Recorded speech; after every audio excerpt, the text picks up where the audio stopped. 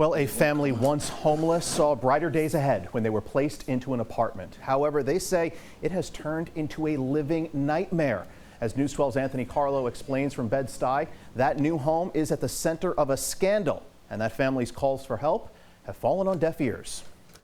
Mice, leaks, peeling paint.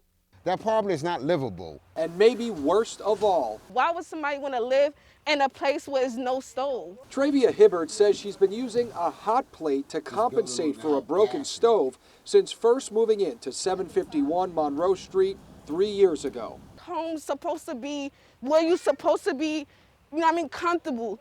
But I feel like outside is better for me. Hibbert, who now has 3 kids, including a 6-month-old baby boy, has contemplated going back to the shelter rather than staying here.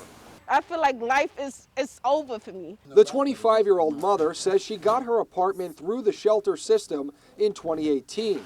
But little did they know, it was being used in a scheme to defraud rental government assistance by a Queens man.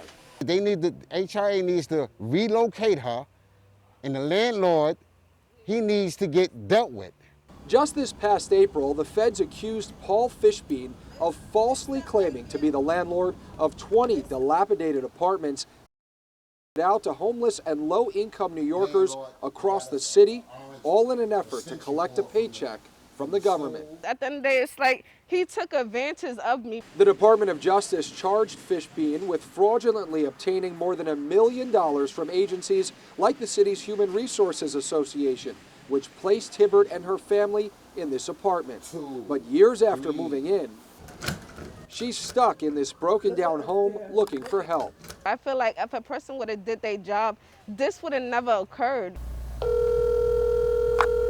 May I speak with Mr. Paul Fishbein?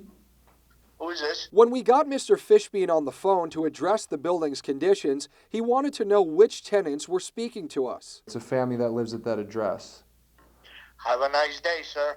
Okay, well, this is your opportunity to offer a response. Mr. Fishbein hung up. A spokesperson for the city's Department of Social Services Human Resources Administration sent us a statement in part, regardless of housing status or previous experiences of homelessness, all New Yorkers should be able to live in safe, dignified housing. While we cannot discuss confidential client case details, we at NYC DSS HRA and our not-for-profit social service provider partners stand ready to continue assisting this client and their family as needed in identifying and moving to an alternative apartment. The city says there were no indications or conditions during the initial inspection of the apartment before the family moved in 3 years ago. But Hibbert feels neglected in what she says has been a struggle to get help. You don't just leave somebody here and be like, okay, you fine. The city says now that News 12 has brought this new information to its attention, it's investigating what legal action may be possible to compel repairs. Anthony Carlo, News 12.